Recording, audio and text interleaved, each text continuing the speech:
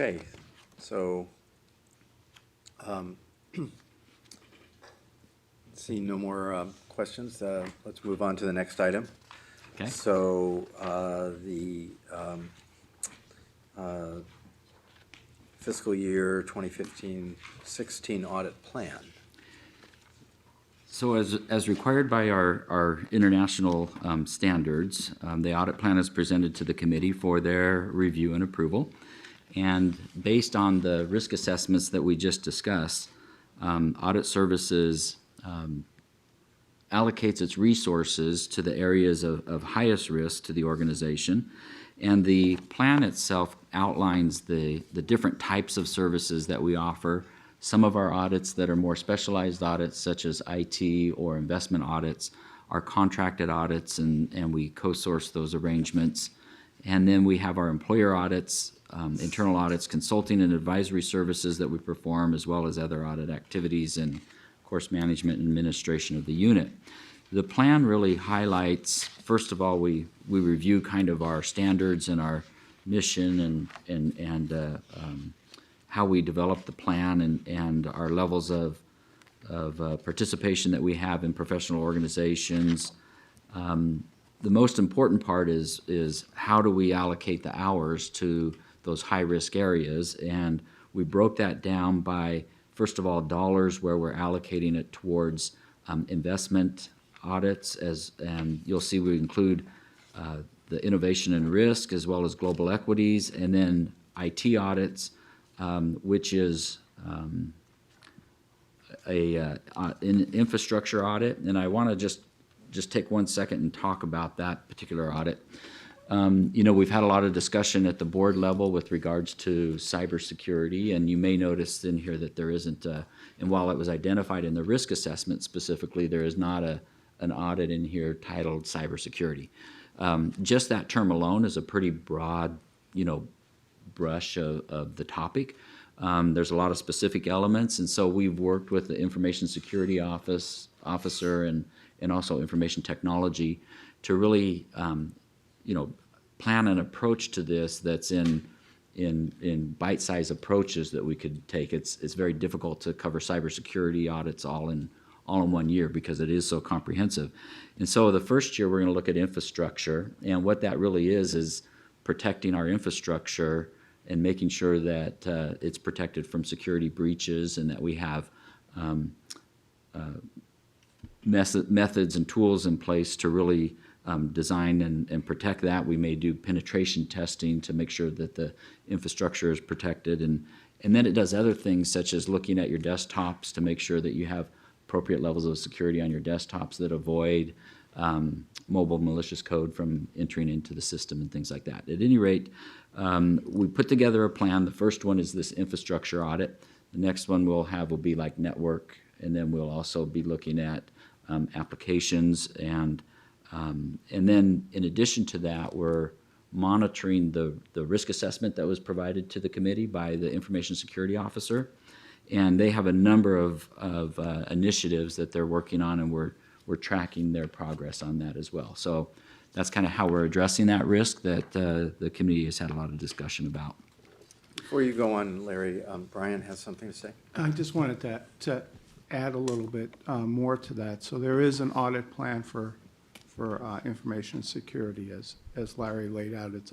It's a multi-step, but it also includes external resources. As part of the board's direction was to use a third party to provide some input and assessment on best practices and set a baseline that was discussed in the board. So I just wanted you to know that piece is also included as we partner with audits going forward. Correct. Thank you. The next area is our employer audit program, and you can see that we have allocated our resources in here towards conducting employer audits, what we call Gatsby 67 audits, as well as direct reporting audits. Our plan calls for is 27 what we would term as full scope audits of school districts, and then 100 Gatsby 67 audits, and then the direct reporting regulations that just went in place and that were approved require a limited scope audit of those districts that are applying to become a direct reporting entity for CalSTRS, and so we'll participate in that as well. The next area is our internal audits. That allocates how we're going to our resources in that area. A couple of the highlights in there is our service retirement process, as well as our contract bidding and selection process, workforce planning, and then for the financial area that we have always been very involved with, we're looking at accounts receivable, vendor payments, travel reimbursements, and emphasizing some of those areas. And then we'll be looking at the implementation of the contribution rate increases. And so those are really kind of the significant areas from an internal audit perspective. In consulting, we have a significant number of hours, you'll notice, under appeals. And there's been a change from in the past year's plan. We had an administrative law judge last year ask that the auditor who conducts the audit be the person who is actually on the stand as the witness in reviewing the case. In the past, either audit services management or retired annuitants that we had that were prior staff fulfilled that role.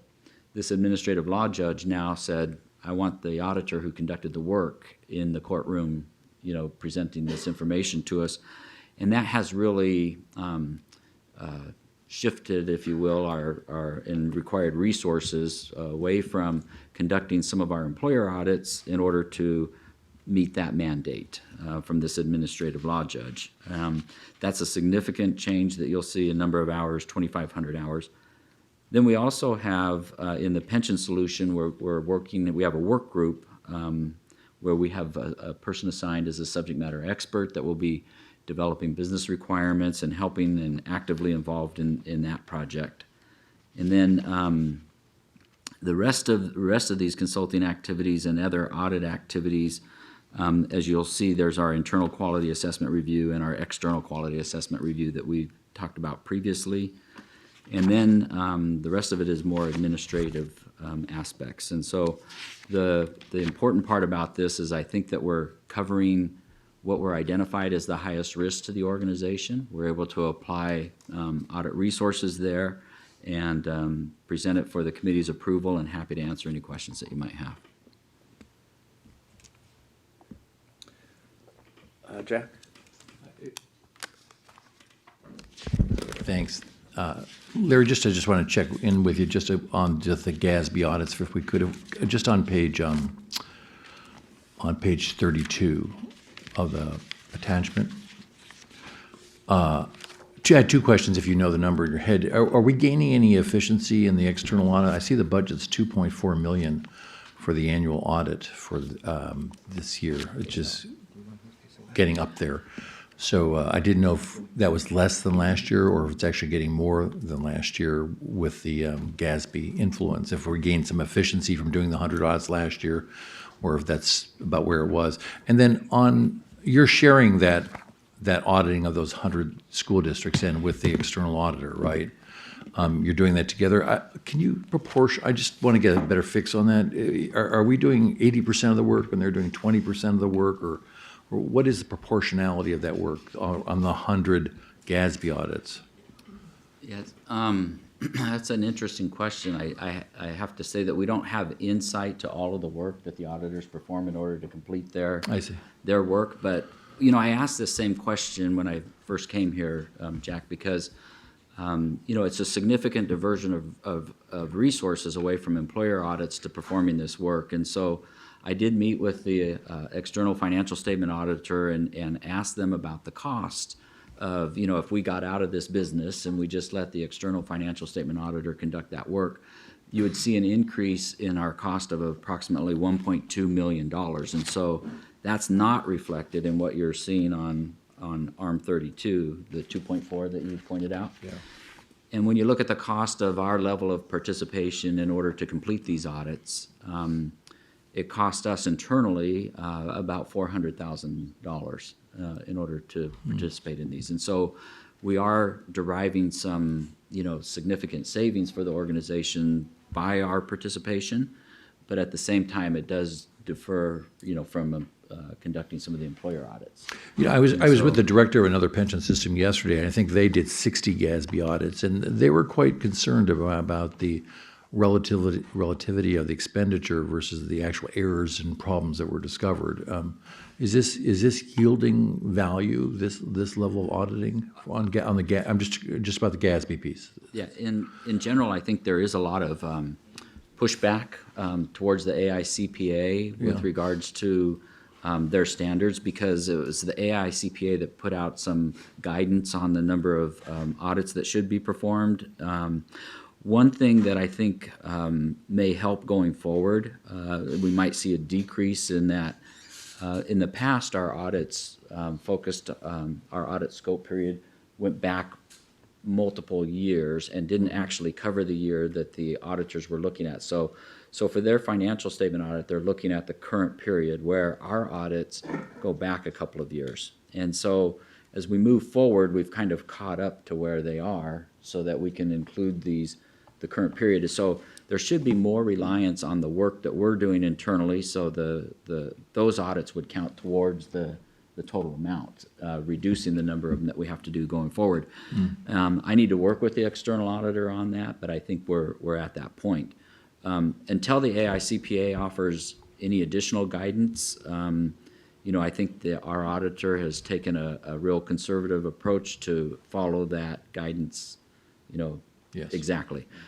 Whereas I think like other systems may or may not do it to the same extent, and I know many of them don't.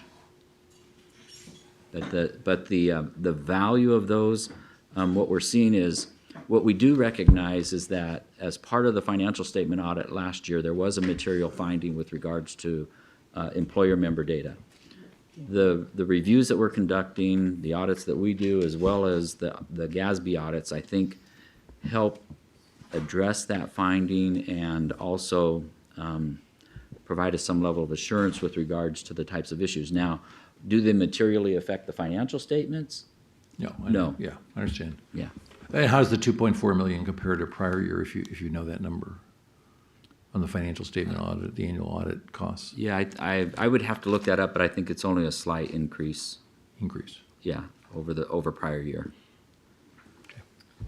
Yeah, so I'd also like to add that we're working within the financial services organization internally to see if we can come up with some quality assurance testing that the external auditor could rely on, so that we would have done due diligence on contribution amounts and the proportionate share in a way that they could, even under the current AICPA standards, they could rely on our testing to a certain degree and avoid having to do as many audits themselves, because they would have evidence of the compliance work that we've done. So again, we're not there yet, but it's certainly something that we're looking to accomplish in the financial services organization within CalSTRS, so that, again, they have a parameter. To the extent that they could rely on our work in doing that, then they wouldn't have to go out in the field for all of these audits. Yeah. Can I go to Grant and then we'll go to Bob? Grant's got a question. Let me get you up here, Grant. There we go. Actually, just a comment. So I went back, just to answer Jack's question, it looks like 14-15, it was 3.1 million compared to the 2.4. Decrease. Oh, even better. Even better. We can afford more employer audits. Bob. Again, it's not a lot from a private sector standpoint. It's actually a rather small audit fee. I don't know if we say that, Bob, or not. From a public sector standpoint, actually, it's a pretty high audit fee. So I mean, that's why it has my attention, for sure. In comparison to other public pension funds, it's a high audit fee, as I keep comparing notes with my fellow directors, so. The hours that we have allocated to that, though, as I said, the impact on the number of employer audits, I guess, I feel like I need to say this because I sat here before the committee and said, hey, we've gone back this last year and we looked at driving some efficiencies in our process, and we've done some significant revisions and in our approach, and we've really trimmed the the time that it takes to conduct these audits, and we should be able to conduct 10 more audits, you know, with the same level of resources. And now I sit here before you and don't have that number because of the redirection of these. And so what we've seen is Gatsby taking more time. We're going towards these direct reporting audits. And then also because of the number of hours that we have allocated for the appeal process, if right now we're allocating 27, the Gatsby audits, that time allocation is equivalent to about 14 audits. And then under the appeals, the 2,500 hours is about 7 audits. So that would be an additional 21, put us at 47 audits, which is where I think the committee really wants to be. Well, then that's what I'd like to talk about is because we had talked on this committee about wanting to do more employer audits, not fewer. And if I look back 2 years ago, we anticipated in 13, 14, I think, doing 53 employer audits. Now we're doing 27 employer audits. We're moving in the wrong direction, and part of the reason we're moving in the wrong direction is because of the fact that we're allocating 5,000 hours to the Gatsby 67 audits, and we're allocating 2,500 hours to the appeals, which again, those are matters that have been imposed upon us from outside by the courts or by Gatsby. They haven't been decisions made by this board or this committee, but the way we've then allocated the time of our auditors, we've sort of allowed those external bodies to tell us what to do, and it continues to, in my opinion, be that 27 audits is not enough, given how many, you know, I mean, we're gonna audit 1 or 2 low risk systems. I just don't think it's enough, and I think we need, if there are these other decisions being imposed upon us, then I think those, we have to decide how to fund those rather than just say the default is that it comes out of the rest of the audit services budget. I would, you know, I would like us to see if there's a different way to pay for those 7,500 hours so that we could restore employer audits. Joy. So I had 2 questions, and the first one actually had to do with the employer audits and kind of the same question or concern about, you know, whether the 27 is sufficient, and if not, where do we have an opportunity to find more resources to support more audits? I guess a question I have is whether, are there opportunities in other parts of the audit plan, you know, for example, with the internal audits that we have planned or other things that are in your work plan, are there, you know, is there an opportunity for the committee to discuss whether finding staff resources to expand the number of employer audits we do is, you know, isn't a more or equally significant risk to some of the other risks that have been identified that we've got staff allocated to for the internal audits? I don't know the answer to that question, but I guess You know, I don't either at this point, and I'd have to look at the relative risk, because we run 2 different models, I'd have to look at the relative rating of that. So what I might suggest is maybe I take this discussion back and work out kind of a staffing plan that might allow us to achieve the objective. I think that you know, your conversation is spot on in that the 27 is probably not enough. And then I think if I can work out a plan on how to increase that number, and then I can report back to the committee the results of that. And I'll have to talk with you know, our executive team and see how we want to, you know, reallocate or fund or whatever we need to do. Yeah, I mean, I don't think it's solely a consideration of reallocating, but I mean, it doesn't seem to me that it necessarily falls on the audit services budget that appeals are, you know, now have to be represented by by somebody from audit services, the person who did the actual audit. That doesn't necessarily mean that it should be the cost of audit services or take away from other audits. And so I think that there should be consideration of other sources of funding within the organization. But I just don't think that we can say that 27 audits, which if we go to say that high risk get 85% of the audits and medium and low risk get 15% of the audits, 15% of 27 is like 4. We're doing 4 audits of over 1,000 school districts. I can't with good conscience say we're doing, a reasonable auditing function. So. And I think the other analysis that might be helpful is, at least in the materials that were presented as part of our risk assessment, we identified the top risks that come out of the systems report, but I can't tell how, the relativity of those risks to the organization and try to match that up against, what the risks are that we anticipate with the employer audits. So again, my question is just, is it worth taking a look back at the audits that we've got presented in this work plan for internal audit, and, do those need to stay there? Are there any that might be less significant than others that, would potentially open up resources? Mm-hmm.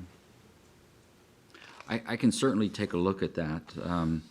Off the, if we come back to the risk assessment agenda item there, when we look at the RMR on page ARM 22, the risk management report, those top risks that were identified by the organization, that's really where our focus is. It's not, there's other organizational risks that we've excluded from that.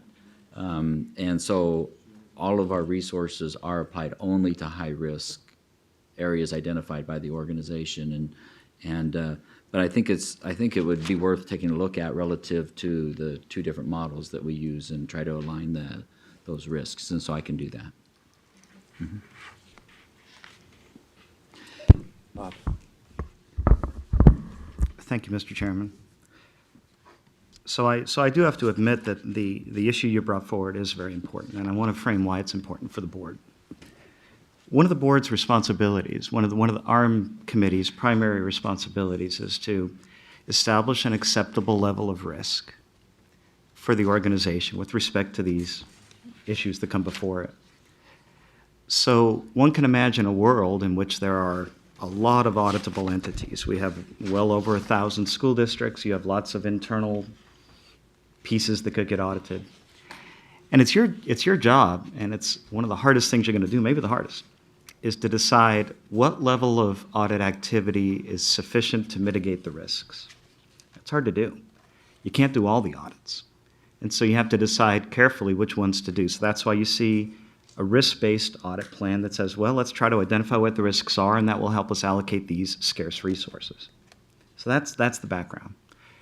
But it is the board's purview to decide what level of risk is acceptable, and many decisions go into that, and many manifestations come out of your decisions of what it means acceptable level of risk. But one of those choices is how many audits are done and where they're done. So that's part of you have to approve this plan. This is an action item. You got to vote on it. So it should be paid careful attention. This is one of the more important things you do in the year, in my opinion, is voting on this. And with respect, now certainly you don't have all the information that staff does to decide where the resources have to go and all the things that come up, and that's why you rely on staff. But ultimately, you're the board, you got to vote on this. And Mr. Chairman, in my opinion, the suggested employer audit coverage is insufficient.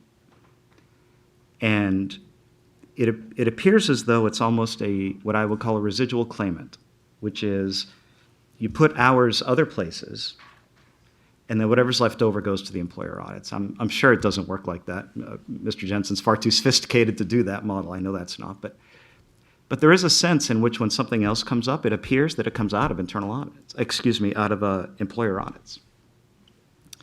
And you nailed it, Mr. Chairman, when you said The decision by this committee to decide how many of those audits are done should be made by this committee and not by an administrative law judge who says now the auditor has to be there for an appeal, and so now that person is take away for that appeal.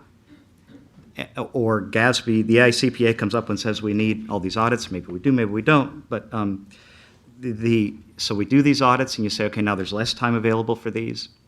That's sort of taking the decision out of your hand, and that can't be the case. The decision must be in your hand. And you'll have to decide as the committee where to prioritize the audits. And my recommendation would be to suggest, look, I don't have a magic number. I can't pull a number out of my hat. But I do believe that 27 is not enough.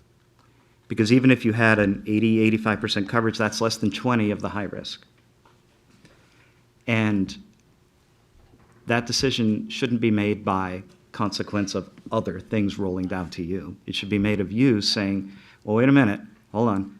Maybe this is what we need, and if you got to go someplace else, like Ms. Higa suggested, then, right, maybe the residual claimant needs to be somewhere else in the budget and not the point of the spear, which is the school district audits. Look, if the school district audit results came back and everything was clean and everything was tidy, that's one thing, but that's not. You get a report on these. I'm sure you remember those reports, and those reports tend to show a non-trivial amount of findings.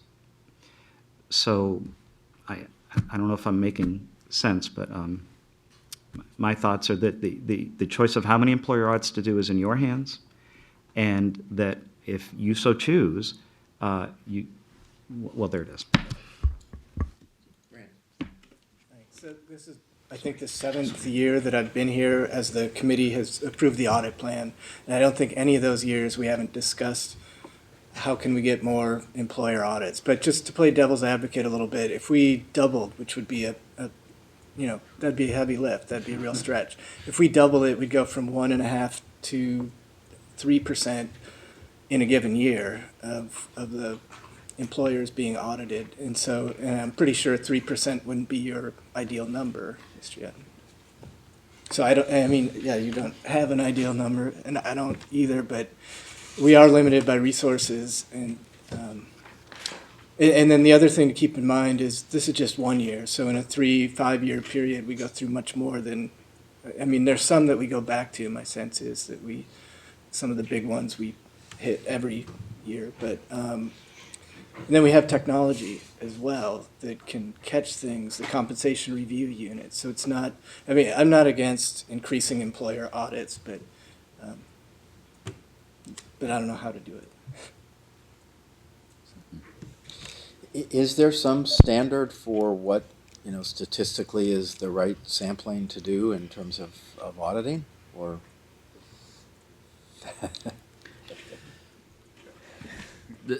The short answer is no. The short answer is no. So I actually did try to take a look at this with regards to the AICPA guidance for Gatsby 67 on what they feel comfortable with for the member census data, because a large portion of our audits focus on that member census data.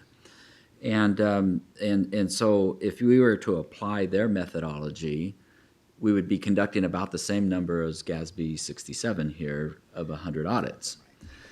And that is far more than any other pension system in the United States performs. I know that there is one other large pension system that has twice the resources that we have that conducts approximately that amount.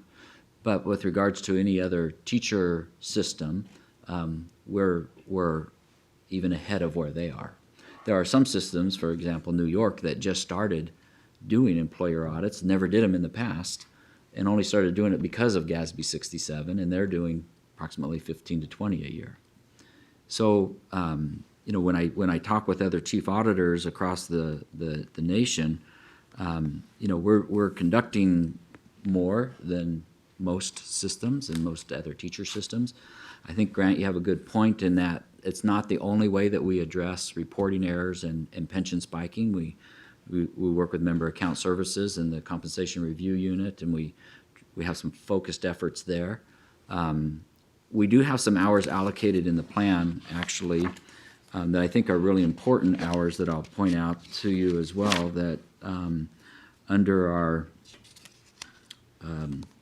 on ARM 34, under Special Projects and Management Requests, you'll see it's a little opaque, but under Business Renew area there, one of our objectives is really try to develop some business intelligence and data analytics going forward to help us really focus in on where problems might exist, and we're in the process now of developing some tools and some methods in order for us to do some better data mining and really help us focus in that area. So that would also help us develop what we call desk reviews, where we don't have to necessarily go out to the field, and we're looking at how to develop that approach as well. That will help us increase the number of audits. And so we're while we're conducting these ongoing reviews and programs out in the field, we're trying to be innovative about our approach as well and develop some internal projects that we're working on. And that's kind of what those hours are allocated to, that should drive some further efficiency and savings in the future. But there is no real guidance in there. But I do feel like proportionally, based on the number of reporting entities that we have compared to other large pension systems, it looks like 45 would be an appropriate range consistent with best practices, I should say. So that's still kind of within, that's even lower than I think we were talking about getting to a couple of years ago. I mean, I hear what Grant is saying, but if we say that 15% of 27 audits are medium and low risk, then those school districts have a chance of being audited 1 out of every 368 years. I don't think that's enough. I think Bob has said that too. So I don't think anybody here is suggesting that we go up to 100 audits, but I think we've been moving in the wrong direction. And if there can be something other than full-fledged audits that give us some of the information that we're looking for to ensure compliance, I think that's great. But I would really like to see us figure out how to do more than 27 audits. I'll go to Jack and then Bob. Just quickly, Larry, I know you have this experience. Would it make a difference to you if you had legislative authority to charge back like other systems do? Is that an impediment here at all for you around resources? Because we're absorbing these costs ourselves, or not? I mean, we can obviously look at legislation and do that as well, like other systems do. I just want to make sure that if that's a rock you want turned, we'll pursue that. We can explore that. I'm open to that.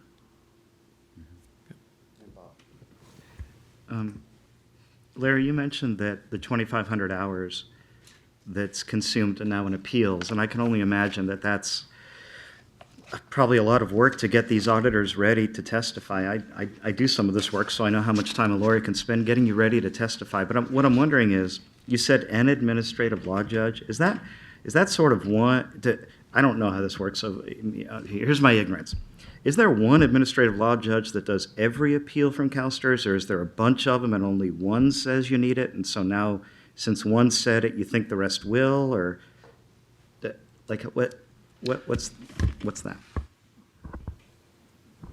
Well, I can say that, since you look back at me, Larry, I can say that no, there's not, there are a multitude of administrative law judges. Actually, we get whatever judge is assigned. So we do not have the same judges reviewing our cases at all. So whether one particular administrative law judge says this is what he or she wants to see going forward, that would not apply to other cases unless, in our opinion, it sets a best practice. And I don't know if that determination was made or not, since if there's an ethical wall and I don't do the appeals. But that would be the only way that what one judge rules would apply to other cases, is only if we made a determination that was the best practice to get our evidence in. Correct. And, I think that's a great question. I asked the same question of our legal office as well when that occurred. And that was, it seemed to be that that would be the standard kind of going forward. So I think, unless others on the committee have anything to say, I think we've gotten some pretty good feedback from our consultant, who suggests 27 is too low, although he doesn't know, nor does Larry know what the right number is. It's not 100, but it's not 27. I think Joy has expressed some interest in seeing, I would say, consideration of moving resources around or figuring out a way to do more. Grant isn't opposed to it, but it isn't maybe as convinced that it's an important step to take. But I think you're generally supportive of some modification. And we haven't heard from the other committee members, but I haven't heard. I think I'd like to figure out how to move this forward. I mean, I know this is an action item, and this is June, and the fiscal year starts in a few weeks, and we want to approve the moving forward on the audit plan, so that you're not waiting until we have another meeting, because I don't think we have another meeting till September.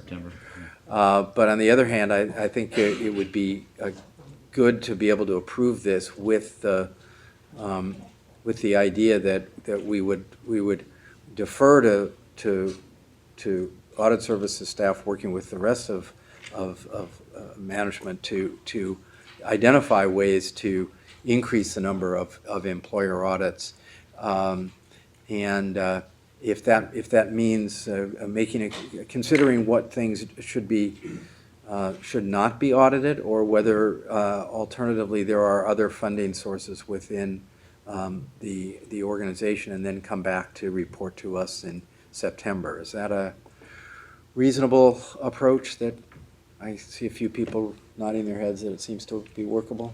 But Terry would like to. Terry. Yes, thank you, Mr.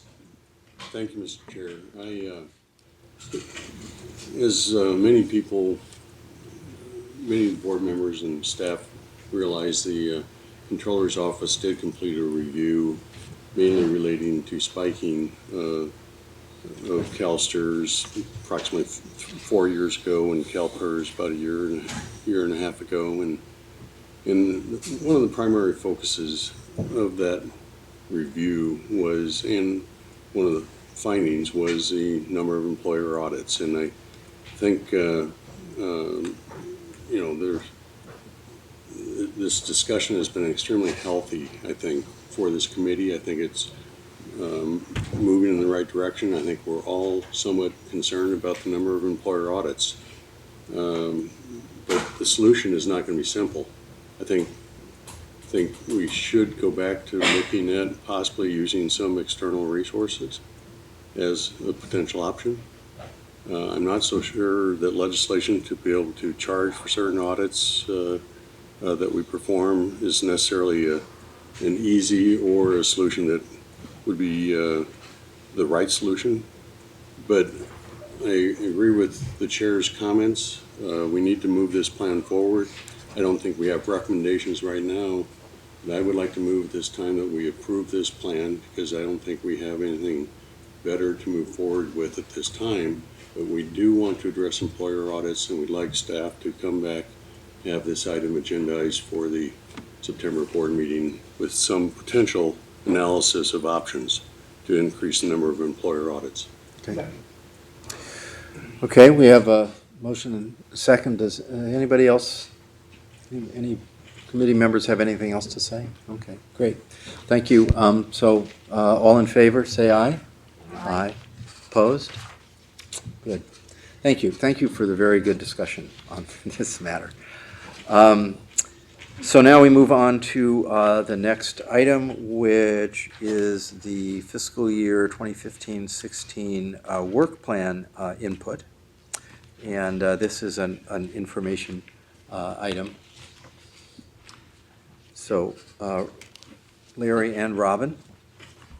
In this item, we outline the committee's primary responsibilities, and then we review those items that are included in the suggested work plan as attachment 1 to this item, and we review in a little bit of detail what each of those items are for, what type of action is required, and the primary purpose of those. Just to highlight on ARM 42, some of the new items that we added to the work plan for this next year. One is based on the approval of the new charter under February column in the second row. We added the financial statement, the audit plan, and that's what we talked about and added to the charter this afternoon. And then in the third row, it will require some committee involvement as we move forward developing some RFPs, one for our financial statement auditor, external financial statement auditor. The current one is in their fourth of their 7-year contract, and so we'll begin with the RFP this next year and then hopefully have that in place, and it will involve the committee in making some decisions on moving forward with the external financial statement auditor. And then also our current committee financial expert, Dr. Yetman, he's in a 3-year contract that expires in June of 2016, and we need to go out with a new RFP for that role. And then, as we discussed in the under June, we have Audit Services Charter Review. Just as we're discussing the committee's charter today, we'll also discuss in our own internal operating charter. And then finally, we mentioned the Quality Assurance Review that will come back to the committee in June, and that's a new item as well. And then we have a couple of items on here under governance that are education items. Typically, a couple of times a year, we try to bring a couple of educational topics to the committee, and we came up with some proposed ideas here for the committee to consider in both September and February, as shown in the plan. And so this is an opportunity for the committee to deliberate. This is at this point, it's an information item. The work plan will come back to the board for approval. Is that the July? At the next, at the July meeting. Mm-hmm. So I'd like to raise something, and it has to do with the board education modules, which we have here listed. One is technology implementation project risk management, and the other is progress on CalSTR's ethics and compliance program. And the first one is one that I think that the risk, the IT project risk is something that has been fully embraced by the full board. We kind of made a decision that was going to be a board responsibility. We've had a lot of education about that at the board level, both in terms of how to evaluate the risk as well as evaluating the risk. We have a consultant who speaks to the board at every meeting. That consultant speaks to the chair and vice chair of our board every month. So I'm not sure that it is either beneficial or appropriate that issue come to this committee. I think we have moved that responsibility so fully to the board, and I think that the work that we do here in education should be such that it informs us about how we should be suggesting to the rest of the organization how risk should be evaluated. But I think on that matter, we've got that covered. Or if it's not covered, it's the responsibility of the full board. It's not the responsibility of this committee. I'd like to suggest something in its place, and that is a consideration of a topic that often comes up, and it has to do with how we integrate sort of the investment work we're doing and the evaluation of investment risk with the actuarial work we're doing and the evaluation of actuarial risk, and the fact that we don't really have an integrated asset liability approach to these things, and whether that's a risk, whether there are other ways that those issues are being addressed We make some steps in that. There's the discussion on the full board agenda this week about the impact of some substantial drops in investment returns. But at least speaking for myself, I'm not convinced yet that we treat investment risk in our asset allocation study and in the investment committee the same way we treat investment risk when we do our actuarial work, and we look at investment risk, but we don't really look at the risk of whether we're considering that our actuarial assumptions may vary from what's being assumed. And so it's not a matter of doing that analysis, it's a matter of saying, how do others look at this, and getting educated on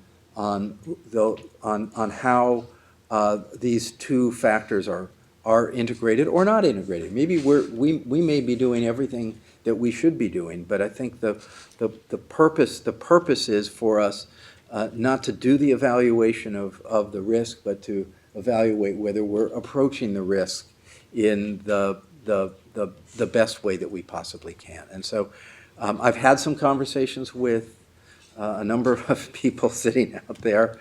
I'm not sure that the specifics have yet been defined, but I'd like to place that on the proposed work plan. And obviously, if any committee members have questions about that or would like to say, no, let's do the IT or anything else, please speak up.